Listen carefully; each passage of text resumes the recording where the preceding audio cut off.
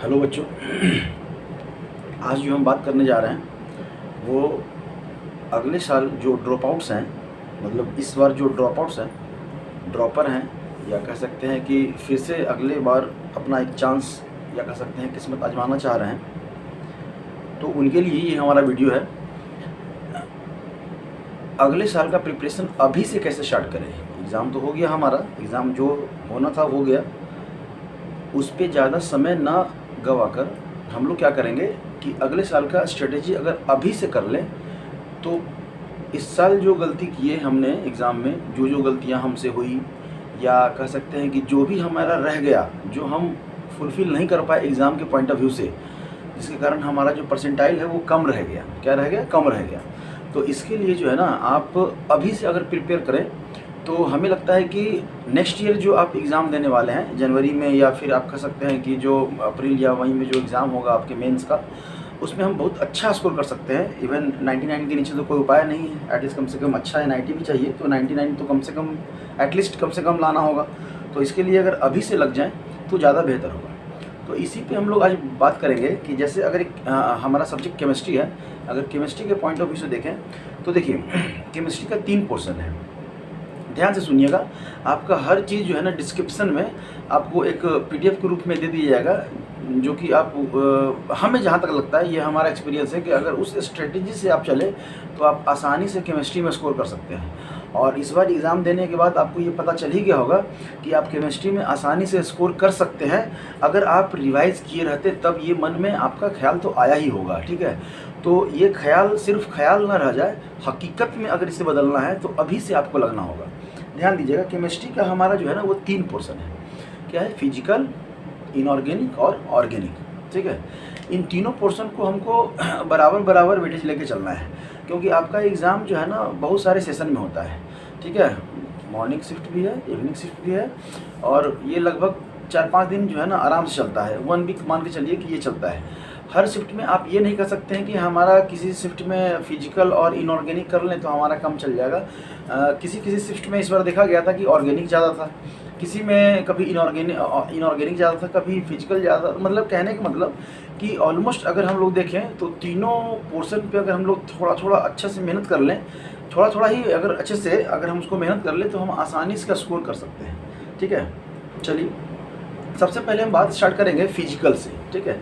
Physical का थोड़ा portion बड़ा है हमारा, इसलिए बड़ा है क्योंकि इसमें कैलकुलेशन है, टाइम लगता है, ठीक है। और हम चाहेंगे कि अब जो आप स्टार्ट कर रहे हैं, जैसे एग्ज़ाम तो हो गया, अब स्टार्ट करना है अगले साल के लिए, अभी से लगना है, तो अब जब स्टार्ट करें तो सबसे पहले जो है ना आप फिजिकल पोर्शन को स्टार्ट करें।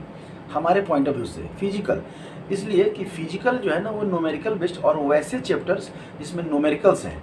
जैसे अगर हम 11th की बात करें तो 11th में फर्स्ट चैप्टर को आप थोड़े समय के लिए अगर छोड़ दें, क्योंकि फर्स्ट चैप्टर का ऑलमोस्ट पार्ट हम लोग 12th में पढ़ते हैं, तो सेकेंड चैप्टर आपका एटॉमिक स्ट्रक्चर, ठीक है, एटॉमिक स्ट्रक्चर। फिर आपका हो गया 5th chapter state of matter, 6 में आ जाइए थर्मोडायनेमिक्स, 7 में आ जाइए आपका इक्विलिब्रियम, ठीक है। ये 3 चैप्टर जो है आपका इधर से 4 चैप्टर। और अगर 12th की बात करें तो आपका state of matter, solid state, आपका सॉल्यूशन, आपका इलेक्ट्रोकेमिस्ट्री, काइनेटिक्स, ठीक है। ये जो 4 चैप्टर है इसमें आपका क्या है, न्यूमेरिकल है, भर भर के न्यूमेरिकल है, यहाँ से न्यूमेरिकल पूछते भी हैं, ठीक है। तो हम ये जो 7 चैप्टर हुए टोटल, हमारे टोटल 7 चैप्टर हुए, अगर हम स्टार्ट करना चाह रहे हैं अभी से तो सबसे पहले इन्हीं चैप्टर को स्टार्ट करें। इससे फ़ायदा क्या होगा कि एक तो न्यूमेरिकल आप सबसे पहले बना लेंगे और आप कंप्लीट कर लेंगे।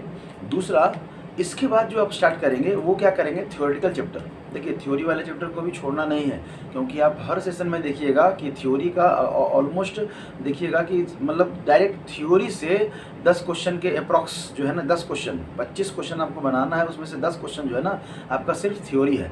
तो थ्योरी को भी छोड़ना नहीं है, थ्योरी को भी बनाना है हमें। हाँ, न्यूमेरिकल भी हमारा आता है। तब है कि हम लोग अब है कि इस चैप्टर में भी हम लोग कैसे पोर्शन को एलिमिनेट कर सकते हैं, या कह सकते हैं कि किस किस पोर्शन पे ज़्यादा ध्यान दे सकते हैं। अगर इस 7 चैप्टर की बात करें तो स्टार्टिंग में तो हम पूरा पोर्शन बनाएंगे, स्टार्टिंग में पूरा पोर्शन बनाएंगे, ठीक है। क्यों? क्योंकि आपका 25 जो क्वेश्चन रहता है उसमें से 20 क्वेश्चन आपका थियोरेटिकल और कह सकते हैं कि कंसेप्ट बेस्ड क्वेश्चन रहता है, और जो 5 क्वेश्चन है इसमें 10 क्वेश्चन रहते हैं, 5 बनाने होते हैं आपका, वो है न्यूमेरिकल।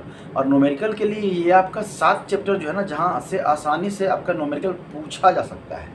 प्लस थोड़ा सा न्यूमेरिकल आपका स्टेट इसमें है, सरफेस केमिस्ट्री में एक फार्मूला है, उसी पे बेस्ड होता है, वो हम लोग लिख देंगे।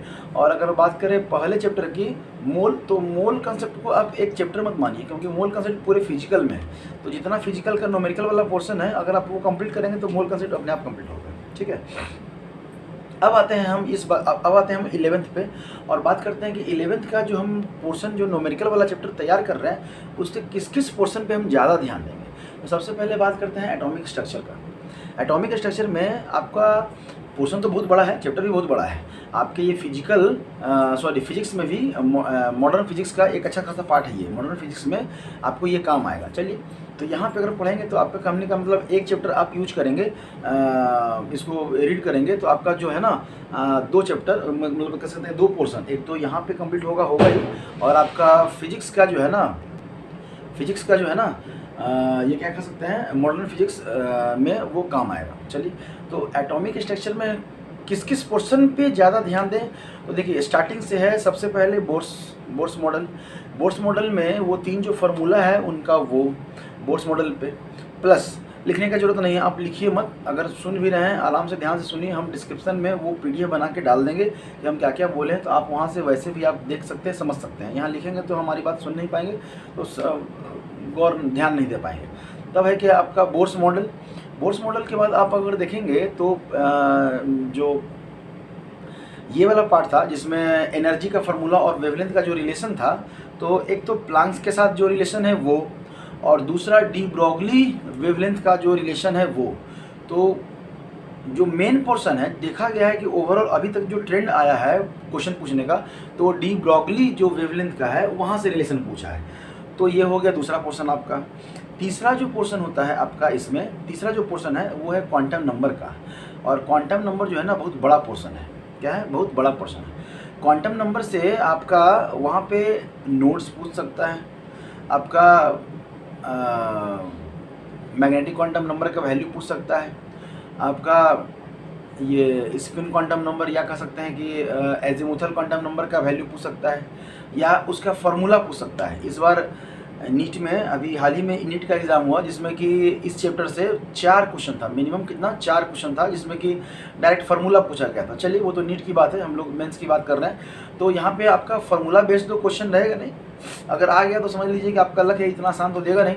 तब क्या है कि क्वांटम नंबर, तो मतलब आपका एटॉमिक स्ट्रक्चर में 3 पोर्शन बना, एक बोर्स मॉडल, एक प्लांक्स क्वांटम का जो रिलेशन है वेवलेंथ और एनर्जी का, जिसमें कि डी ब्रॉगली वाला जो है वो उस फार्मूले पे हम लोग करेंगे। होता है ना वो lambda equal to h/√2m into kinetic energy का, तो वो वाला फार्मूले पे ध्यान देंगे, ठीक है। और तब है आपका क्वांटम नंबर से जो बच्चे लास्ट में छोड़ देते हैं, nodes, number of nodes, radial nodes, angular nodes, ये नोड्स पे भी ध्यान दीजिएगा, ठीक है। तो ये हो गया एटॉमिक स्ट्रक्चर। अगर हम बात करें इसकी बात करते हैं, स्टेट ऑफ मैटर की बात करें, कुछ नहीं है, एक ही पोर्शन है डिफ्यूज़न वाला, जहाँ से RMS का, एवरेज का और मीन का फार्मूला वाला एक रेशियो आता है, वहाँ से देख लेना है। और एक काइनेटिक थ्योरी ऑफ गैसेस में जो फार्मूला है उस पोर्शन को देखना है, बाकी और देखने का ज़रूरत नहीं है, ठीक है। तब आ जाइए हम लोग इसमें आते हैं थर्मोडायनेमिक्स में। थर्मोडायनेमिक्स बहुत बड़ा चैप्टर है, फिजिक्स में भी पढ़ना है, केमिस्ट्री में पढ़ना है, तो मतलब कॉमन चैप्टर है। देखिए, जो कॉमन चैप्टर है फिजिक्स और केमिस्ट्री का, उनको तो आपको पढ़ना ही पढ़ना है, क्योंकि अगर केमिस्ट्री में नहीं पूछेगा फिजिक्स में पूछेगा, फिजिक्स में नहीं पूछेगा केमिस्ट्री में पूछेगा, ठीक है। तो पढ़ेंगे तो पढ़ेंगे ही। प्लस केमिस्ट्री के लिए क्या पढ़ें, तो थर्मोडायनेमिक्स में अगर फर्स्ट लॉ पढ़ ले रहे हैं और एंट्रोपी वाला जो रिलेशन है वो, सेकेंड लॉ का कोई खास हमें नहीं लगता है, जो क्वेश्चन जैसा कि ट्रेंड अपना बनता आ रहा है, तो ये फर्स्ट लॉ का और एंट्रोपी वाला जो रिलेशन है आपका, या कह सकते हैं कि इंथैल्पी और इंटरनल एनर्जी का जो रिलेशन है, इंथैल्पी और इंटरनल एनर्जी का जो रिलेशन है उस फार्मूले से। और जो फिक्स पोर्शन है आपका थर्मोडायनेमिक्स में वो है थर्मोकेमिस्ट्री। इस बार मेंस में हर सेट में, मतलब कह सकते हैं कि हर सेशन में आपको थर्मोकेमिस्ट्री से क्वेश्चन जरूर पूछा गया है। थर्मोकेमिस्ट्री बहुत ही आसान पोर्शन है।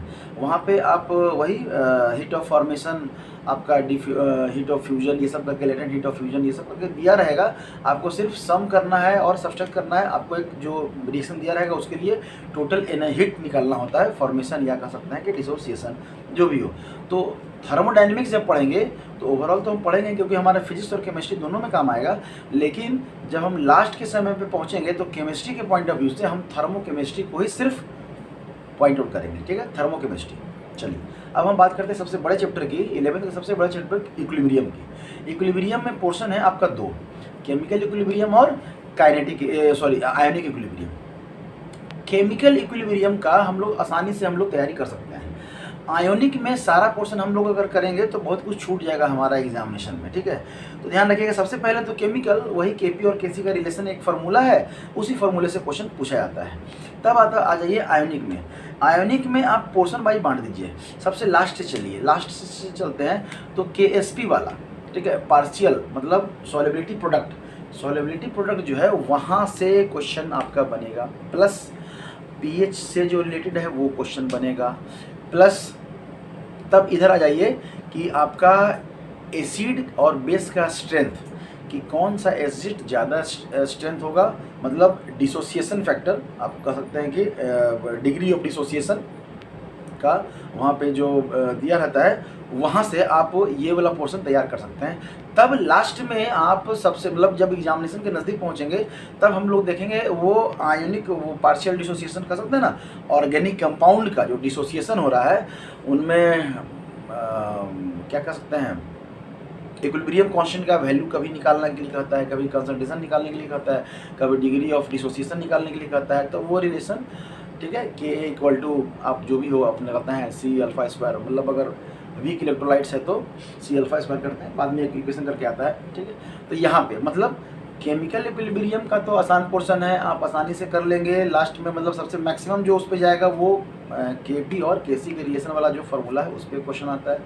आयोनिक इक्विलिब्रियम में स्टार्टिंग से नहीं करेंगे, हम लास्ट से चर्चा कर रहे हैं कि सॉल्युबिलिटी प्रोडक्ट, उसके पहले आपका pH वैल्यू, बफर सॉल्यूशन, हाँ बफर सॉल्यूशन, और तब जाके आप आयोनिक वाले वो जो पार्शियल जो डिजॉल्व होता है ऑर्गेनिक कंपाउंड, उसका जो क्वेश्चन है उस पर हम लोग करेंगे, ठीक है।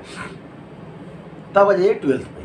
12th का जो पोर्शन है हमारा, तो सबसे पहले जो हम लोग स्टार्ट करेंगे, अगर बात करें सॉलिड स्टेट की, तो सिंपल सा एक डेंसिटी से रिलेटेड फार्मूला है, ठीक है। डेंसिटी इक्वल टू Z/m/Na/AQ, ठीक है। ये फार्मूला से ही यही एक न्यूमेरिकल बनता है, प्लस आपका न्यूमेरिकल कहाँ से बनता है, तो क्यूब के एज और रेडियस के, स्फीयर के रेडियस के बीच में जो रिलेशन है वो, तो ऑलमोस्ट वो थियोरेटिकल पार्ट ही होता है, क्योंकि अगर हमको आता है तो हम जानते ही हैं, पहले से जान रहे हैं कैसे है, उसका कोई प्रूफिंग तो आ नहीं रहा है आपका, उसका सीधा क्वेश्चन आएगा, तो उसी का यूज करना है कहाँ आपको, आपका डेंसिटी वाले। तो अगर सॉलिड स्टेट की बात करें तो एक ही पोर्शन बचता है डेंसिटी का, जहाँ से आप जो है ना न्यूमेरिकल क्वेश्चन बनने का चांस है, जो बन सकता है। ऐसे पूछा बहुत कम गया है, लेकिन अगर आपको न्यूमेरिकल बनेगा तो यहीं से बनेगा, बाकी न्यूमेरिकल नहीं है, ये थियोरेटिकल पोर्शन है पूरा, ठीक है। और थियोरेटिकल में ही यहाँ पे हम चर्चा करना चाहते हैं जो फार्मूला जो वाला पोर्शन है, कि आपका जो एक सॉलिड है जिसमें ऐसे XY पार्टिकल है, एक कॉर्नर पे, एक फेस के सेंटर पे, या बॉडी के सेंटर पे, या एंड सेंटर जो करके है, तो उस कंपाउंड का फार्मूला क्या होगा, तो ये फार्मूला वाला क्वेश्चन आता ही आता है। आप न्यूमेरिकल तो नहीं है, लेकिन आप मान के चल सकते हैं क्योंकि इसमें थोड़ा सा कैलकुलेशन है, ठीक है। थ्योरेटिकल ही मानिए, ऐसे करके ज़्यादा कैलकुलेशन तो है नहीं, बस समझना है ये तक। तो सॉलिड स्टेट से बस यही दो पोर्शन बनता है जहाँ से न्यूमेरिकल का आपको क्वेश्चन पूछा जा सकता है। तब आइए सॉल्यूशन। सॉल्यूशन अच्छा खासा चैप्टर है, जो कि मोल है, इसमें कंसंट्रेशन टर्म है। कंसंट्रेशन टर्म से अगर क्वेश्चन रहा तब तो आसान ही रहेगा, क्योंकि मोलारिटी, नॉर्मलिटी, मोल फ्रैक्शन, ये सबसे जो क्वेश्चन रहेगा वो आसान रहेगा। सबसे जो तंग करेगा आपको क्वेश्चन, वो क्या करे, क्वालिटेटिव प्रॉपर्टी, एक बहुत बड़ा पोर्शन है। मतलब अगर सॉल्यूशन की बात करें तो दो पोर्शन में बांटते हैं, एक कंसंट्रेशन टर्म अलग और एक आपका क्वालिटेटिव प्रॉपर्टी अलग। आप सबसे मतलब जो पहले तैयार करेंगे या ज़्यादा फोकस करेंगे वो क्वालिटेटिव प्रॉपर्टी पे, और क्वालिटेटिव प्रॉपर्टी में भी किसका, वांटर फैक्टर के साथ, वांटर फैक्टर के साथ मतलब चाहे आपका एलिवेशन इन बॉइलिंग पॉइंट हो, डिप्रेशन इन फ्रीजिंग पॉइंट हो, ऑस्मोटिक प्रेशर हो, वांटर फैक्टर के साथ जो फार्मूला है उस फार्मूले के साथ हम लोग चलेंगे। ठीक है, ये रहा आपका सॉल्यूशन का, इससे ज़्यादा नहीं। हाँ, सॉल्यूशन के क्वेश्चंस जो है ना थोड़ा समझने में थोड़ा मुश्किल होते हैं स्टार्टिंग में, कंसंट्रेशन। तब इसके लिए है कि आप कंसंट्रेशन ये टाइट्रेशन वाला अगर पार्ट अगर 11th का अगर थोड़ा सा कंप्लीट किए हैं तो यहाँ पर थोड़ा आपका आसान हो जाएगा करना। ठीक है, तो ये हो गया आपका सॉल्यूशन का। सबसे आसान अगर कहें तो इलेक्ट्रोकेमिस्ट्री का क्वेश्चन होता है सबसे आसान। आपका आंसर आसान तो नहीं होता है, सबसे मुश्किल होता है। मुश्किल नहीं है, आप इसके पोर्शन को समझें और इसके पूछने के पैटर्न को समझें। ठीक है, इसमें गलती, इसमें एरर मतलब गलती होने का चांस हमारा सबसे ज़्यादा रहता है। क्यों? क्योंकि हम लोग प्लस माइनस पे ध्यान नहीं देते हैं, रिडक्शन पोटेंशियल ऑक्सीडेशन पोटेंशियल पे ध्यान नहीं देते हैं कि कब हमारा साइन माइनस होगा कब प्लस होगा। ठीक है, और इसी प्लस माइनस में हमारा गड़बड़ होता है। आंसर हमारा 90% बच्चों से पूछिएगा तो बोलिए कि आंसर तो हमारा सही था। जैसे हम आंसर लाए हैं 1.1 वोल्ट, अब इस पर दो ऑप्शन बनता है, -1.1 वोल्ट और +1.1 वोल्ट। अगर आप 1.1 वोल्ट ला भी दिए है तो भी अगर माइनस प्लस में अगर दिक्कत हो गया आपका आंसर गलत हो जाएगा। तो ध्यान रखिएगा, इसमें सेल रिप्रेजेंटेशन, ई स्टैंडर्ड सेल मतलब सेल का स्टैंडर्ड इलेक्ट्रोड पोटेंशियल, या कह सकते हैं कि ईएमएफ फाइंड करने के लिए, और नस्ट इक्वेशन। ठीक है, नस्ट इक्वेशन से इस बार भी क्वेश्चन पूछा गया है। एक दो सेशन में जहाँ तक हमें लगा जो भी बच्चे बता रहे थे वो पूछा गया था, नहीं तो बाकी सब में जो है ना स्टैंडर्ड ईएमएफ ही निकालने के लिए बोला गया था। और जो क्वेश्चन था किससे था? फैराडेज लॉ से था। ठीक है, जबकि इस चैप्टर में हमें पढ़ना क्या है? कॉलरॉज भी पढ़ना है। ठीक है, कॉलरॉज भी पढ़ना है, आपका रेसिस्टेंस पढ़ना है, कंडक्टिविटी पढ़ना है, कंडक्टेंस पढ़ना है, ये बहुत सारा चीज़ पढ़ना है। ठीक है, लेकिन जो मेन जो पहला जो पोर्शन है कह सकते हैं कि नस्ट इक्वेशन से फैराडे, उसके बाद आप तैयार कीजिए कंडक्टेंस वाला। ठीक है, मेडिकल में इस बार जो नीट का एग्जाम हुआ उसमें डायरेक्ट क्वेश्चन एक ही न्यूमेरिकल पूछा गया था कह सकते हैं, और वो इसी पोर्शन से कंडक्टेंस और सेल कांस्टेंट से रिलेशन वाला फार्मूला था। ठीक है, तो मेंस में ये थर्ड पोर्शन पे आता है। मतलब जब हम ये दोनों कर लेंगे, नस्ट इक्वेशन कर लेंगे और फैराडे कर लेंगे, तब इस कंडक्टेंस वाले पोर्शन को करेंगे। वहाँ से आर का रिलेशन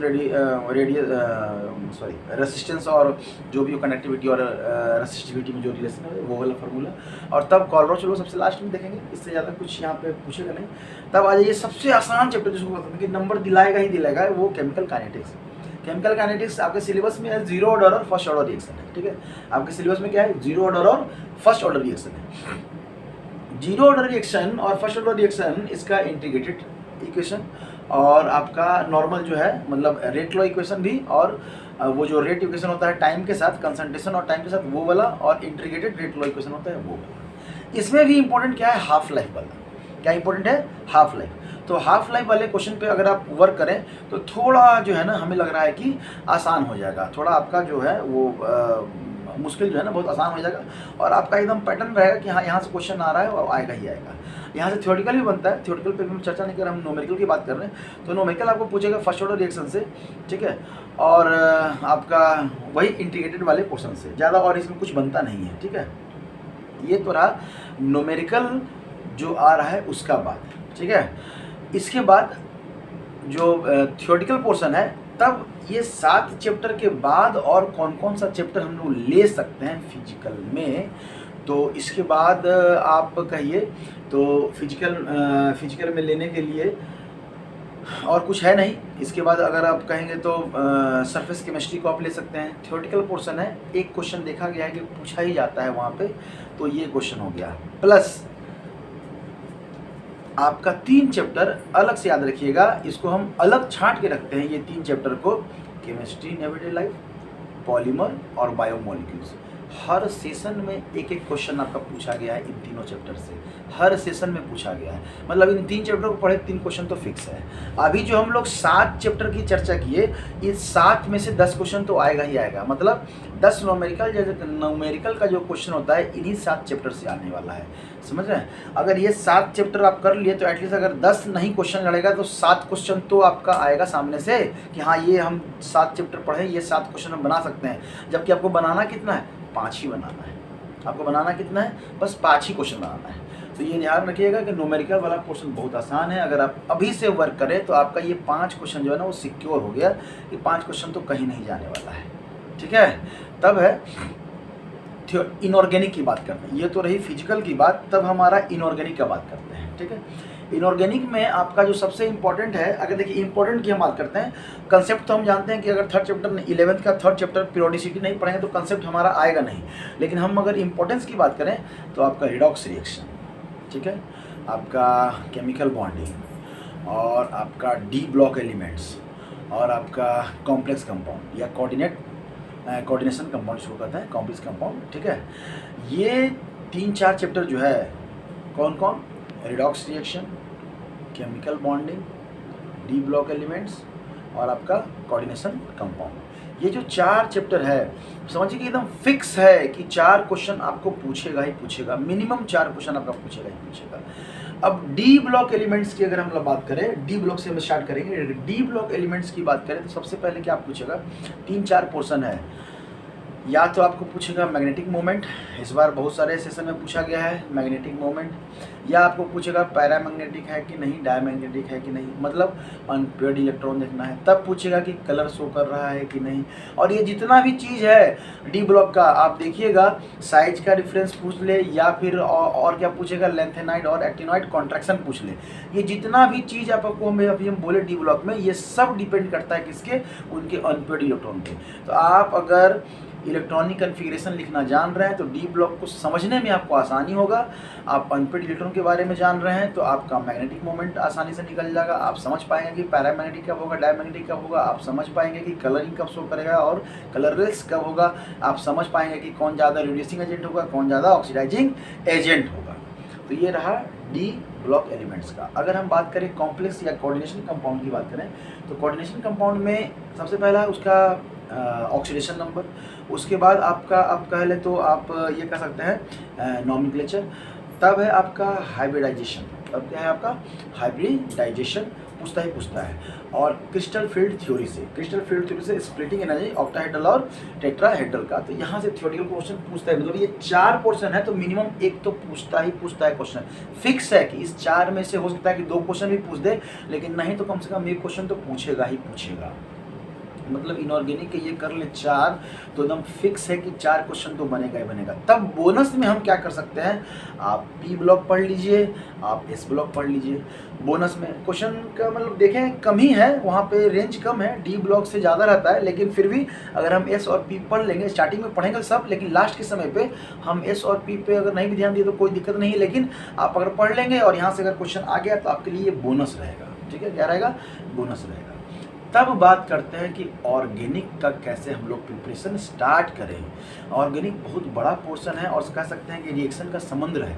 उसमें हम ये डेफिनेटली, जैसे अभी इनऑर्गेनिक और फिजिकल में हम लोग डेफिनेटली बात कर रहे थे, आप ऑर्गेनिक में आप डेफिनेटली नहीं कर सकते कि इसी इक्वेशन को रट लीजिए यही आने वाला है। तब हम लोग क्या क्या कर सकते हैं, तो कुछ पोर्शन को हम लोग अगर देख लें तो ओवरऑल तो 100% तो नहीं कर सकते, लेकिन कुछ पोर्शन पर अगर वर्क करें तो हमें लगता है कि अगर 10 क्वेश्चन पूछ रहे हैं तो उसमें 7 से 8 क्वेश्चन तो आसानी से कर सकते हैं, मिनिमम की बात कर रहे हैं। इसमें कि पहला है नॉमेनक्लेचर। ठीक है, आप नॉमेनक्लेचर को तैयार कीजिए। तब क्या तैयार करेंगे, नॉमेनक्लेचर के बाद आप तैयार कर सकते हैं उसमें नेम रिएक्शन। क्या क्या कर सकते हैं, नेम रिएक्शन। ठीक है, और तब जो है सबसे बड़ा पोर्शन जो 11th से आता है, plus I effect, minus I effect, plus are effect, minus are effect, वही रेजोनेटिंग स्ट्रक्चर और नॉन रेजोनेटिंग स्ट्रक्चर, या मेसोमेरिक इफेक्ट, प्लस एम और माइनस एम इफेक्ट। आप ये पढ़ेंगे तो यहाँ से क्वेश्चन फिक्स रहता है कि यहाँ से आपको पूछे कंसेप्ट वाला। और अगर आप नेम रिएक्शन कर रहे हैं, नेम रिएक्शन, तो ये 3-4 मैकेनिज्म आपको पढ़ना पड़ेगा। और आप देखिएगा कि जो रिएक्शन पूछा गया है वो इन्हीं से पूछा गया है। तो क्या क्या है, पहला है मार्कोनिकॉफ रूल, दूसरा है एंटी मार्कोनिकॉफ रूल।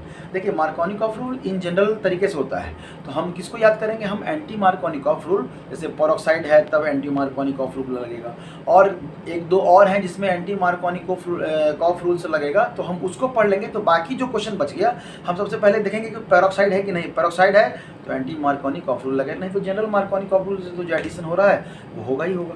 ठीक है, तब आता है आपका शेरज़ेफ रूल्स और हॉफमैन। अब देखिए शेरज़ेफ भी क्या है, वो नॉर्मल सेटजेब क्या है, वो नॉर्मल सारे इक्वेशन में लगते हैं। तब हॉफमैन्स को अगर याद कर लें तो 3 है, उसका मात्र 3 है।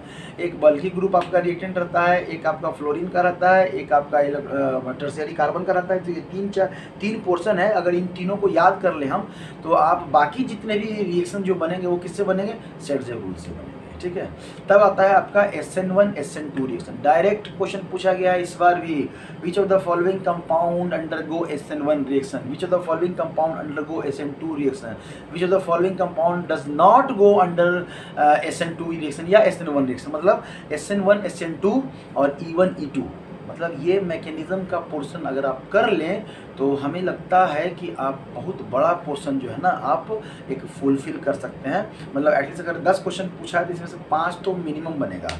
तब क्या पूछता है, फिजिकल प्रॉपर्टी। तब क्या करेंगे, आप ज़्यादा कन्वर्जन न याद करने के चक्कर में मत पड़िएगा, बिल्कुल मत पड़िएगा। हम यही राय देंगे, ठीक है। हमारी राय को नहीं मानेंगे तो कोई दिक्कत नहीं, लास्ट में आपको लगेगा कि हम सही बता रहे थे, ठीक है। तभी क्या है, ऐसा हम अपने मन से नहीं बोल रहे हैं। जो बच्चे एग्जाम में बैठे और बाद में अपना एक्सपीरियंस शेयर किए, उन्हीं के बल पे जो है ना हम बता पा रहे हैं। जो गाइड किए, फॉलो किए, थोड़ा सा अपने साइड से वो कुछ फॉलो किए, वहाँ पे गड़बड़ हुए तो हमने बताया कि ये सब किए थे। तब क्या है आपका कि फिजिकल प्रॉपर्टी। तो फिजिकल प्रॉपर्टी से क्वेश्चन रहेगा जिसमें कि आपका boiling point, melting point, reactivity, dissociation, आपका ये जितना भी फिजिकल कैरेक्टरिस्टिक्स है इनका, कि हाइड्रेशन एनर्जी से लेकर मतलब बहुत सारा जितना भी फिजिकल प्रॉपर्टी किसका। तो स्टार्ट करेंगे aldehyde ketone, alcohol, carboxylic acid और एमाइन। सबसे ज़्यादा जो फिजिकल प्रॉपर्टी जो पूछा जाता है वो किससे पूछा जाता है, अमाइन से पूछा जाता है और अल्कोहल से पूछा जाता है। याद रखिएगा, प्राइमरी सेकेंडरी टर्शियरी एमाइन का आपको रिएक्शन, मतलब अगर एनसीईआरटी में भी देखेंगे तो उसमें भी दिया हुआ है, आप एनसीईआरटी पढ़िए। फिजिकल प्रॉपर्टी के लिए एनसीईआरटी से ज़्यादा कुछ मत पढ़िए, बता दे रहे हैं, एनसीईआरटी से ज़्यादा कुछ मत पढ़िए, एनसीईआरटी का ही आएगा। एनसीईआरटी के अलावा कभी नहीं पूछा गया है, ये आप क्वेश्चन बैंक उठा के फिर देख सकते हैं, ठीक है। इसलिए कोशिश कीजिए कि ऑर्गेनिक को एनसीईआरटी से अगर आप कवर आप करते हैं तो ज़्यादा बेटर होगा। फिजिकल के लिए आप कोई साइड बुक ले सकते हैं, क्योंकि उसमें क्वेश्चन का प्रैक्टिस आपको ज़्यादा कर पाएंगे। ऐसे हम तो कहेंगे कि एनसीईआरटी जरूर बनाएं, ठीक है। तब है कि फिजिकल प्रॉपर्टी में कहाँ से, तो अमाइन से और अल्कोहल, तब कार्बोक्सिलिक एसिड और अल्डिहाइड का। तो फिजिकल प्रॉपर्टी मतलब कन्वर्जन जो आपका छूटेगा, मान लेते हैं जो नहीं बना पाएंगे, उसका फुलफिल आपको ये पोर्शन पूछा जाता है ऑर्गेनिक में। फिजिकल प्रॉपर्टी, नेम डिक्शन से क्वेश्चंस रहते हैं, और आपका उसके बाद नोमेनक्लेचर हो गया, और आपका mechanism SN1 SN2 E1 E2, Hoffmann और सेटजेब और मार्कोनिकॉफ और एंटी मार्कोनिकॉफ। इतना पोर्शन अगर कर लिए तो 10 में से ये हमारा गारंटी है कि आप 8 क्वेश्चन मिनिमम 8 क्वेश्चन आप कर सकते हैं। तब बच गया आपका कन्वर्जन। इसके बाद जो कन्वर्जन आपको देखना है तो एक्सेप्शन वाला देखना है। सारे चैप्टर में एक्सेप्शन वाला ही कन्वर्जन देखना है कि किसमें स्पेशल केस है। तो वो ऑलरेडी हॉफमैन और एंटी मार्कोनिकॉफ को ही कवर कर लेता है। और भी जो एक्सेप्शन वाला है वो पोर्शन अगर आप तैयार कर लें तो इवन आप ऑर्गेनिक भी अच्छे से कर सकते हैं। ये रहा हमारा कि किस पोर्शन पे हम लोग वर्क करें हम केमिस्ट्री में अभी से। लेकिन ये काम जो है ना आपको अभी से करना होगा। स्टार्ट आप फिजिकल से करें, इनऑर्गेनिक पे जाए और लास्ट में ऑर्गेनिक पे जाएं।